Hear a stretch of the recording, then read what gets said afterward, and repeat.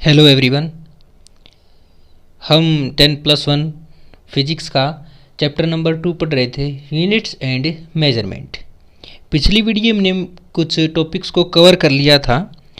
जो टॉपिक्स हम कवर कर चुके हैं एक बार वो देख लेते हैं। इनका लिंक मैंने डिस्क्रिप्शन में दिया है। अगर आपने वो वीडियो नहीं देखी है तो आप वो वीडियो देख सकते हैं। उस वीडियो के अंदर हमने जो टॉपिक्स कवर किए थे वो थे, हमारा सबसे पहला टॉपिक हमने पढ़ा था उसके अंदर फिजिकल क्वांटिटी का, जिसके अंदर हमने फिजिकल क्वांटिटी को दो पार्ट्स के अंदर तोड़ करके उसको डिराइव किया था। अलग अलग दो क्वांटिटीज हमने वहाँ से बनाई थी, हमारी फंडामेंटल क्वांटिटीज़ और ड्राइव्ड क्वांटिटीज़। उसके बाद हमने जो फंडामेंटल और ड्राइव्ड क्वांटिटीज़ थी उनकी कुछ यूनिट्स थी, उसके ऊपर एक टेबल पड़ी थी इधर फंडामेंटल एंड ड्राइव्ड यूनिट्स के ऊपर, उनकी एक टेबल हमने यहाँ पढ़ी थी। फिर थर्ड टॉपिक हमने पढ़ा था उसके अंदर सिस्टम ऑफ यूनिट्स, जिसके अंदर हमने सीजीएस सिस्टम्स, एफपीएस और एमकेएस और एसआई यानी कि इंटरनेशनल सिस्टम्स के अंदर ये हमने उसके अंदर पढ़े थे। फोर्थ जो टॉपिक क्या था हमने उसके अंदर वो था हमारा कोहेरेंट सोर्सेस का, कोहेरेंट सिस्टम्स का। फिफ्थ जो टॉपिक था हमारा वो था एब्रेशन ऑफ पावर ऑफ 10, जो 10 की पावर होती है अलग अलग माइनस वाली और प्लस वाली, उनके लिए हम कुछ प्रेफिक्स और सब प्रेफिक्स यूज़ करते थे, वो हमने उस वीडियो के अंदर डिस्कस किए थे, जिसके ऊपर हमने एक पूरी टेबल को उसके अंदर डिस्कशन किया था। उसके बाद जो हमारे नेक्स्ट टॉपिक है आज हम वो स्टार्ट करते हैं, सम कॉमन प्रैक्टिकल यूनिट्स। कुछ प्रैक्टिकल यूनिट्स हैं जो मेजरमेंट के लिए इस्तेमाल किए जाते हैं, जैसे डिस्टेंस को मेजर करना है, मास को मेजर करना है, एरिया को मेजर करना है, या फिर प्रेशर को मेजरमेंट करना है, जो टाइम को मेजरमेंट करना है। इसके लिए कुछ प्रैक्टिकल यूनिट्स हैं जो मोस्टली यूज होती हैं। आज हम उनके बारे में पढ़ेंगे। तो हमारी सबसे पहली यूनिट है इसके अंदर फर्मी। सबसे पहली यूनिट है जो किसके लिए है, स्मॉल डिस्टेंस को मेजरमेंट करने के लिए इस्तेमाल की जाती है Fermi. It is small unit of distance used for measuring nuclear size. जो न्यूक्लियर साइज डिस्टेंस है उनको मेजरमेंट किया जाता है फर्मी के अंदर। इट इज ऑल्सो कॉल्ड फेम्टोमीटर्स, इसको फेम्टोमीटर भी बोला जाता है। वन फर्मी जो होता है उसको 1 FM स्मॉल fm से लिखा जाता है, और इसकी जो वैल्यू होती है वो होगी 10⁻⁻15 मीटर के इक्वल। ये हमने टेबल के अंदर भी पढ़ा था। खाली जो 10⁻⁻15 होती थी उसको हम क्या बोलते थे, फर्मी बोलते थे। ये वही है। उसके बाद इसका एक एग्जांपल है द रेडियस ऑफ प्रोटॉन। जो प्रोटॉन की रेडियस है वो होती है 1.2 फर्मी। वो कितनी होती है, 1.2 फर्मी। उसके बाद सेकंड है हमारे पास एंगस्ट्रॉम। एंगस्ट्रॉम जो यूनिट होती है वो वेवलेंथ के लिए, और नैनोमीटर जो होती है वो वेवलेंथ को मेजरमेंट करने के लिए होती हैं। सबसे पहले जान लेते हैं एक बार कि वेवलेंथ ऑफ लाइट क्या होती है। मान लीजिए आपके पास, जैसे आपने साउंड वेव पढ़ी होंगी पीछे, उसी तरीके से हमारे पास कोई भी एक वेव हो सकती है, साउंड वेव हो या लाइट वेव हो, हर किसी के अंदर वेवलेंथ जो होती है वो इसी तरीके से मेजर करेंगे। सिंपली हम क्या करेंगे, एक क्रस्ट और एक ट्रफ बना देंगे। एक क्रस्ट से लेकर के दूसरे क्रस्ट तक की डिस्टेंस, या एक ट्रफ से लेकर के दूसरे ट्रफ तक की डिस्टेंस को हम क्या बोलते हैं, ये जो डिस्टेंस बीच की आई है इसको बोला जाता है वेवलेंथ। इसको सिंपली जो है लैम्डा से डिनोट किया जाता है। अब पढ़ते हैं हमारी जो यूनिट्स है। सेकंड यूनिट है हमारे पास स्मॉल डिस्टेंस को मेजरमेंट करने के लिए angstrom. It is used for express wavelength of light. 1 angstrom is equals to होगा, ये एंगस्ट्रॉम का सिंबल होता है, ए के ऊपर एक जीरो सी लगा देते हैं हम, छोटी सी एक शून्य लगा देते हैं। ये क्या होता है हमारे पास, एंगस्ट्रॉम का सिंबल। वो जो 1 एंगस्ट्रॉम होता है वो होता है 10⁻⁻10 मीटर। अगर मैं इसी को सेंटीमीटर में कन्वर्ट करके लिखूंगा तो ये वैल्यू हो जाएगी 10⁻⁸ सेंटीमीटर। फिर थर्ड यूनिट है हमारे पास nanometre. It is also used for measuring wavelength of light. ये भी वेवलेंथ ऑफ लाइट को मेजरमेंट करने के लिए होती है सिंपल। जो नैनोमीटर होता है उसको जो है स्मॉल nm से लिखा जाता है, और जो इसकी वैल्यू होती है वो होती है हमारे पास 10⁻⁹ मीटर।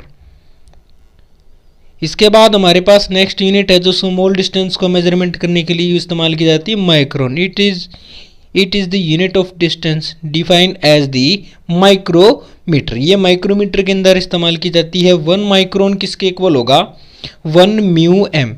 ये जो सिंबल यहाँ बनाया हमने ये है म्यू, इस सिंबल का नाम है म्यू और ये हो जाएगा 1 माइक्रोमीटर।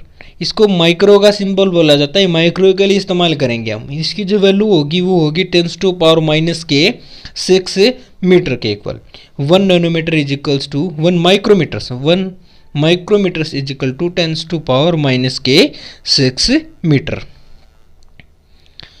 उसके बाद प्रैक्टिकल यूनिट्स हमारी फॉर मेजरिंग लार्ज डिस्टेंस, बहुत बड़ी बड़ी डिस्टेंस है। मान लीजिए आपने एक स्टार से लेकर के अर्थ के बीच की डिस्टेंस निकालनी है, या एक प्लेनेट से दूसरे प्लेनेट के बीच की डिस्टेंस निकालनी है, सन से किसी प्लेनेट की डिस्टेंस निकालनी है। ये बहुत बड़ी बड़ी डिस्टेंस होती हैं, ये लार्ज डिस्टेंस है। इन डिस्टेंस को मेजरमेंट करने के लिए हमने बहुत बड़ी बड़ी यूनिटें बना रखी हैं। इसके अंदर जो हमारी पहली यूनिट है वो है लाइट ईयर। लाइट ईयर क्या होती है? It is the distance travel by light in vacuum in 1 year. एक साल के अंदर प्रकाश जितनी दूरी तय करेगा, लाइट जितनी डिस्टेंस ट्रेवल करेगी, उसको हम क्या बोलते हैं? 1 लाइट ईयर बोलते हैं। 1 लाइट ईयर किसके इक्वल हो जाएगा? 1 light year is equal to होगा speed of light in vacuum, और इंटू में कितना आ जाएगा? 1 ईयर। एक साल से उसको क्या कर देंगे हम? मल्टीप्लाई करवा देंगे। अब 1 light year speed of light in vacuum होती 10⁻⁸ मीटर पर सेकेंड।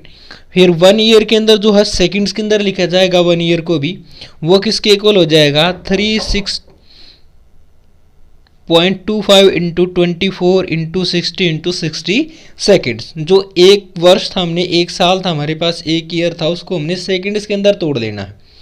अब जब सबको मल्टीप्लाई किया जाएगा तो जिनसे वैल्यू आएगी हमारे पास वो आएगी 1 light year is equals to, तो जो है सिंबल से लिखा जाता है स्मॉल l, y से इसको लिखा जाएगा, और इसकी जो वैल्यू होती है वो होगी हमारे पास 9.467 इंटू 10⁻15 मीटर के equal. It is use for measuring distance of near by star. जो आसपास के तारे हैं, स्टार हैं, उनकी डिस्टेंस निकालने के लिए हम किसका इस्तेमाल करते हैं? लाइट ईयर का इस्तेमाल करते हैं। तो ये लाइट ईयर बेसिकली क्या है? डिस्टेंस की यूनिट है। ये लाइट की यूनिट नहीं है, ये डिस्टेंस को मेजरमेंट करने की यूनिट है। जिस प्रकार से हम जो डिस्टेंस है हमारे उसको मीटर, किलोमीटर या सेंटीमीटर में नॉर्मली हम मेजरमेंट करते हैं, ये लार्जर डिस्टेंस को मेजरमेंट करने के लिए हमारे पास यूनिट्स है। उसके बाद सेकेंड यूनिट है astronomical unit. It is defined as the mean distance of earth from sun. Earth से लेकर के सन के बीच की डिस्टेंस का एवरेज ले लेंगे हम, मीन निकाल लेंगे हम, और उसको बोला जाता है 1 एस्ट्रोनॉमिकल यूनिट के इक्वल। ये हमारा सन हो गया और ये हमारी अर्थ होगी। अर्थ से लेकर के और सन के बीच की जो डिस्टेंस है इसका हम क्या ले लेंगे? मीन ले लेंगे। इसका भी रीजन है कि मीन क्यों लिया जाता है। हम सब जानते हैं कि जो अर्थ का ऑर्बिट है अराउंड द सन वो सर्किल के शेप का नहीं है, वो इलिप्टिकल ऑर्बिट्स है, इलिप्स के शेप का है, जिसके कारण जो अर्थ है उसकी एक समय पे डिस्टेंस ज़्यादा होती है सन से। मान लीजिए ये सन है हमारे पास, बीच में इधर सन है और अर्थ हमारे पास इधर है। अब ये डिस्टेंस बेसिकली ये जो डिस्टेंस है ये ज़्यादा है और ये डिस्टेंस जो है कम है। अब हम इस डिस्टेंस को भी और इस डिस्टेंस को भी जोड़ करके दोनों का क्या ले लेंगे? मीन ले लेंगे, जिससे हमारे पास मध्य की डिस्टेंस आ जाएगी। इसलिए हम क्या ले रहे हैं? इसका मीन ले रहे हैं। अब ये जो डिस्टेंस आई है इस डिस्टेंस को बोला जाता है 1 एस्ट्रोनॉमिकल यूनिट। ये 1 एस्ट्रोनॉमिकल जो यूनिट होती है इसको स्मॉल कैपिटल AU से लिखा जाता है, इसको कैपिटल AU से लिखा जाता है। इसकी जो वैल्यू होती है वो होती है 1.4, ये 5 की जगह इधर 9 आएगा, 96 इंटू में 10 टू पावर कितनी आ जाएगी? 11 मीटर के इक्वल आ जाएगी। इस तरीके से इसको लिखा जाता है। It is used for measuring distance of planet. एक प्लेनेट से दूसरे प्लेनेट की डिस्टेंस या सन से किसी प्लेनेट की डिस्टेंस निकालने के लिए हम किसका इस्तेमाल करते हैं? एस्ट्रोनॉमिकल यूनिट का इस्तेमाल करते हैं। फिगर में हमारे पास तीन चीज़ों को दिखाया गया है। एक दिखाया गया है लूनार डिस्टेंस। जो लूनार डिस्टेंस होती है वो होती है अर्थ से लेकर के मून के बीच की जो डिस्टेंस है उसका मीन, उसको कौन सी डिस्टेंस बोलते हैं, लूनार डिस्टेंस। और लाइट सन से लेकर के एक वर्ष में, एक साल में जितनी डिस्टेंस ट्रेवल करती है उसको बोला जाएगा लाइट ईयर। और उसके बाद हमारे पास नेक्स्ट टॉपिक है पार्सेक या फिर parallactic seconds. It is defined as the distance at which an arc length 1 astronomical unit seconds an angle of 1 second of arc. यानी कि क्या कह रहे हैं कि सन से लेकर के अर्थ के बीच की डिस्टेंस वो तो फिक्स रहनी है, 1 एस्ट्रोनॉमिकल यूनिट है। अब कोई नियर बाय स्टार होगा या फिर कैल्शियल कोई भी ऑब्जेक्ट होगा, कोई भी ब्रह्मांडीय पिंड होगा, उससे और अर्थ के बीच के, सन और अर्थ के बीच में उसका जो एंगल है वो कितना होना चाहिए, 1 सेकेंड होना चाहिए। तो जो डिस्टेंस होगी अर्थ से लेकर के उस कैल्शियल ऑब्जेक्ट के बीच की डिस्टेंस को क्या बोला जाएगा, 1 पार्सेक बोला जाएगा। अब आप लोगों ने एक रूल पढ़ा होगा कि जब एक सर्किल होता है उसकी जो सरकमफ्रेंस होगी उसके बीच में से हम एक एंगल इधर क्रिएट कर लेंगे। ये मान लीजिए एंगल हमारे पास कितना हो गया, ये एंगल हो गया हमारे पास थीटा एंगल। ये जो एंगल है ये एंगल हो गया थीटा। ये जो डिस्टेंस है इस डिस्टेंस को बोलते हैं एल लेंथ, यानी कि लेंथ ऑफ आर्क। और ये जो डिस्टेंस है ये हो जाएगी हमारे पास रेडियस ऑफ सर्कल। और ये एंगल हमारे पास थीटा गिवन था। इन दोनों के, तीनों के बीच में जो रिलेशन होती है वो होती है हमारे पास theta is equal to L by R. यहाँ से हम क्या निकालेंगे, यहाँ से हम आर की वैल्यू को कैलकुलेट करेंगे जो कि हो जाएगी L by theta, L upon theta. अब ये जो डिस्टेंस है ये वाली तो होगी, इसके अंदर एल की वैल्यू हो जाएगी, थीटा पहले से गिवन है, थीटा की वैल्यू 1 सेकेंड है। आर की वैल्यू हमने निकालनी है, यहाँ से लेकर के ये जो डिस्टेंस है ये सर्किल को, सर्किल के रेडियस को रिप्रेजेंट करेगी, वो हमने इधर से फाइंड आउट करनी है। ये किसके इक्वल हो जाएगी, 1 पार्सेक। ये जो डिस्टेंस थी हम पहले ही कह चुके हैं कि किसके इक्वल होगी, 1 पार्सेक के इक्वल होगी। 1 पार्सेक किसके इक्वल हो जाएगा, अब आर्क लेंथ पहले से पता हमको, ये जो डिस्टेंस है ये हो जाएगी 1 एस्ट्रोनॉमिकल यूनिट। और डिवाइड में कितना आ जाएगा, एंगल कितना हो जाएगा, 1 सेकेंड। अब 1 एस्ट्रोनॉमिकल यूनिट की हमने वैल्यू पीछे पढ़ी है 1.496 इंटू 10⁻11 मीटर। डिवाइड में आ जाएगा वो एंगल। अब एंगल को हमने जो 0 चैप्टर्स थे हमारे बुक के, उसके अंदर हमने इसको मैथमेटिकल टूल्स में पढ़ा था कि एक एंगल को रेडियन में कैसे कन्वर्ट करना है। अब 1 डिग्री को हम क्या करेंगे, 1 सेकंड को हम क्या करेंगे, रेडियन के अंदर कन्वर्ट कर देंगे, जो कि हो जाएगा हमारे पास 1 divided by 3600 into pi by 18 radians. जब इनको सोल्व करेंगे हमारे पास, सोल्व करने के बाद जो वैल्यू आएगी मीटर्स में आएगी सबसे पहले, और वो वैल्यू होगी 3.08 इंटू 10⁻16 मीटर। अब इसको लाइट ईयर में कन्वर्ट कर देंगे तो ये जो वैल्यू हो जाएगी हमारे पास ये हो गई 3.26 लाइट ईयर, 3.26 लाइट ईयर। अब ये लाइट ईयर से भी बहुत ज़्यादा बड़ी है। एक साल जो प्रकाश एक साल में डिस्टेंस ट्रेवल करता था ये उससे भी बड़ी है, इसलिए हम कह सकते हैं कि ये जो है सबसे बड़ी यूनिट है। It is the largest practical units of distance used in astronomy. जो एस्ट्रोनॉमी के अंदर यूज की जाती है उनमें सबसे बड़ी डिस्टेंस कौन सी है आज, यानी कि डिस्टेंस को मेजरमेंट करने की सबसे बड़ी यूनिट हो जाएगी हमारे पास पार्सेक। उसके बाद हमारा नेक्स्ट टॉपिक है practical units for measuring area.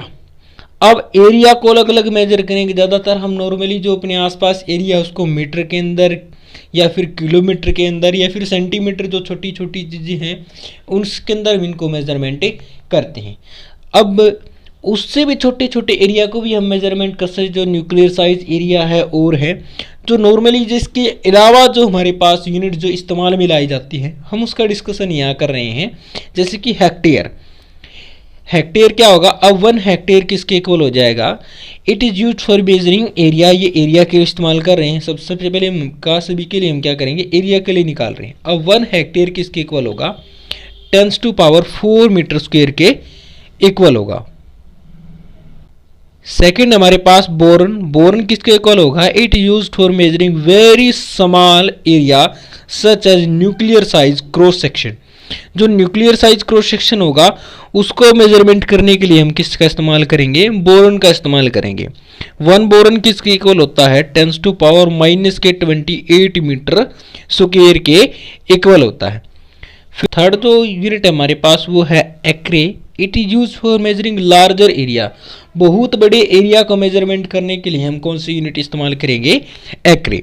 1 एक्रे किसके इक्वल होता है, ये होता है 4047 मीटर स्क्वायर के इक्वल, 4047 मीटर स्क्वायर के इक्वल।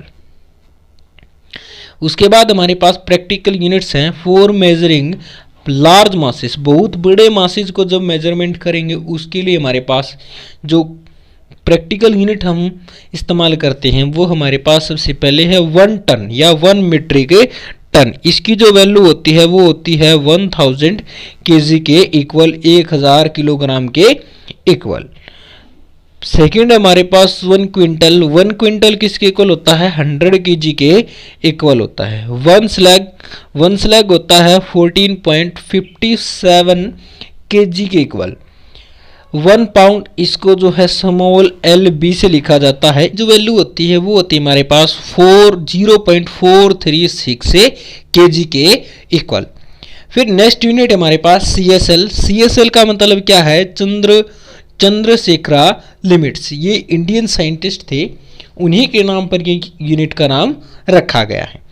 ये जो यूनिट है इसकी जो वैल्यू होगी हमारे पास वो होगी 1.4 टाइम्स द मास ऑफ सन का जितना मास है उसका हम क्या करेंगे 1.4 टाइम्स कर देंगे, तो क्या बन जाएगी हमारे पास यूनिट 1 CSL बन जाएगी।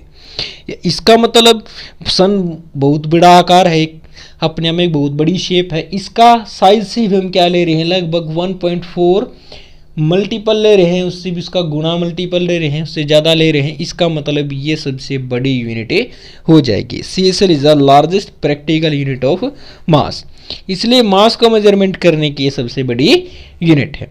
फिर फिफ्थ है हमारे पास practical units used for measuring very small masses. बहुत छोटे छोटे मास को मेजरमेंट करने के लिए हम जो यूनिट इस्तेमाल करते हैं वो होती है हमारे पास एटॉमिक मास यूनिट, यानी कि AMU। इसको AMU से भी लिखा जाता है। इसकी जो वैल्यू होती है हमारे पास, it is defined as the 1/12 of mass of 1 carbon 12th atoms. 1 atomic mass unit अब किसके इक्वल हो जाएगा, इसको 1 AMU या खाली 1 U से, जिसको बोलते हैं यूनिफाइड, इसको बोलते हैं हम यूनिफाइड, इससे लिखा जाता है, यूनिफाइड से इसको लिखा जाएगा। इसकी जो वैल्यू होगी हमारे पास वो होगी 1.66 इंटू 10⁻27 kg के इक्वल। उसके बाद हमारे पास यूनिट्स है for measuring time, units for measuring time. इस फिफ्थ की जगह आएगा इसके अंदर 6। सोलर डे सबसे पहली यूनिट है हमारी, it is the time taken by the earth to complete 1 rotation about its own axis with respect to sun. Sun के रिस्पेक्ट में अगर अर्थ अपना एक रोटेशन कंप्लीट कर लेती है तो उसको हम क्या बोलते हैं, सोलर डे बोलते हैं। उसके बाद हमारे पास नेक्स्ट है सेड्रियल डे। सेड्रियल डे का क्या मतलब है, it is the time taken by the earth to complete 1 rotation about its own axis with respect to a distinct star.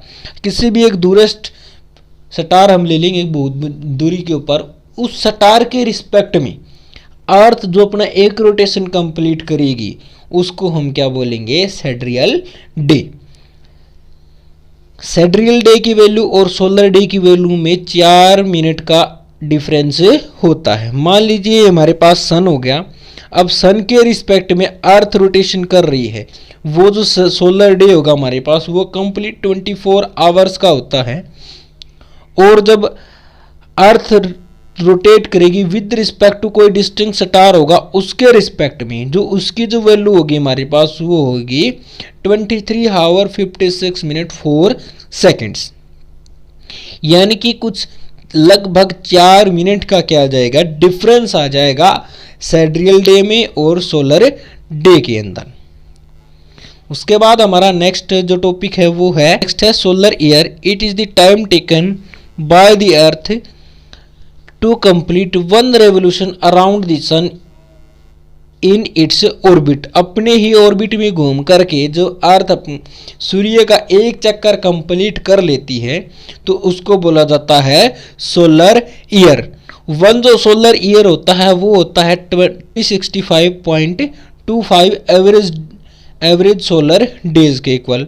One solar day, इस डे की जगह इधर ईयर आ जाएगा और इसकी जो वैल्यू होगी सेड्रियल डे के लिए वो हो जाएगी 366.25 सेड्रियल डेज, यानी कि दोनों के बीच में लगभग एक दिन का डिफरेंस आ जाएगा। प्रत्येक साल जो एक एक दिन का डिफरेंस आता है ये लीप ईयर के अंदर ऐड कर दिया जाता है। एक हर 4 साल के बाद एक चौथी साल ऐसी आती है, एक फोर्थ ईयर ऐसी होती है जिसके 29 डेज होते हैं इन मंथ ऑफ फरवरी, उसको हम बोलते हैं leap year. The year in which there months on February of February has 29 days and year divided by 4 is called leap year. वो वर्ष जो किससे डिवाइड हो जाए 4 से कंप्लीटली डिविजिबल हो और उसके फरवरी मंथ के अंदर कितने डे हों 29 डेज हों, उसको हम क्या बोलते हैं लीप ईयर बोलते हैं। फॉर एग्जांपल अगर मैं एक लीप ईयर की बात करूँ तो ये हो जाएगा 2016। इसको जब आप कंप्लीट 4 से डिवाइड कर सकते हैं, इट मीन्स ये 4 से डिविजिबल है तो ये क्या है एक लीप ईयर है। उसके बाद नेक्स्ट है हमारे पास लूनार मंथ। लूनार मंथ हमने इससे पहले लूनार डिस्टेंस के बारे में पढ़ा था। लूनार डिस्टेंस अर्थ से लेकर के मून के बीच की डिस्टेंस क्या थी हमारे पास लूनार डिस्टेंस थी। अब है हमारे पास lunar month. It is the time taken by the moon to complete one revolution around the earth in its orbit. Moon का अपने ही ऑर्बिट के अंदर घूम करके अर्थ का एक चक्कर कंप्लीट करने में जो इतना टाइम लगेगा उसको हम क्या बोलते हैं लूनार मंथ बोलते हैं। लूनार मंथ की जो वैल्यू होती है वो होती है 27.3 डेज के इक्वल। फिर हमारे पास 6th है इसके अंदर shake. It is the smallest practical unit of time. समय को मेजरमेंट करने की सबसे छोटी इकाई हमारे पास कौन सी है शेक। ये 1 शेक किसके इक्वल होता है 10⁻⁻8 सेकंड के इक्वल होता है। इसके बाद नेक्स्ट टॉपिक है हमारा practical unit for measuring pressure. अब प्रेशर को मेजरमेंट करने के लिए भी हमारे पास कुछ अलग अलग यूनिट्स हैं। वो यूनिट्स क्या क्या है इसके अंदर जो सबसे पहली यूनिट है हमारी वो है बार। वो किसके इक्वल होती है 1 एटमॉस्फेरिक प्रेशर के इक्वल होती है, यानी कि एक यूनिट होगी हमारे पास बार, दूसरी यूनिट है 1 एटमॉस्फेरिक प्रेशर, इनके एटमॉस्फेरिक प्रेशर। अब इसकी जो वैल्यू होती है वो न्यूटन मीटर के अंदर हम इसको कन्वर्ट कर देंगे, वो किसके इक्वल हो जाएगा 10⁵ न्यूटन मीटर स्क्वायर इनवर्स। ये 1 बार की वैल्यू और 1 एटमॉस्फेरिक की वैल्यू हो जाएगी। अब इसी को जो है हम पास्कल के अंदर कन्वर्ट कर देंगे तो हो जाएगा 10⁵ पास्कल। इसको जो है PA से लिखा जाता है। अब इन्हीं को जो है हम कन्वर्ट कर रहे हैं 1 मिली बार। 1 जो मिली बार होगा हमारे पास 1 मिली बार, इसकी वैल्यू होगी 10⁻² पास्कल की पावर। 1 टार की वैल्यू किसके इक्वल होगी 1 mm of mercury column. Mercury column ये जो सिंबल है Hg ये नंबर है हमारे पास पीरियोडिक टेबल के अंदर 80 नंबर के ऊपर ये होता है। इसको बोलते हैं हम मरकरी जो कि एक मेटल है। 1 एटमॉस्फेरिक प्रेशर 1 बार के इक्वल होगा। अगर इसको मरकरी के कॉलम के यानी कि mm में लिखा जाए तो इसकी वैल्यू होगी 7.60 mm यानी कि मिलीमीटर्स। इसकी जो टर में वैल्यू निकालेंगे वो हो जाएगी 760 टर 760 टर के इक्वल।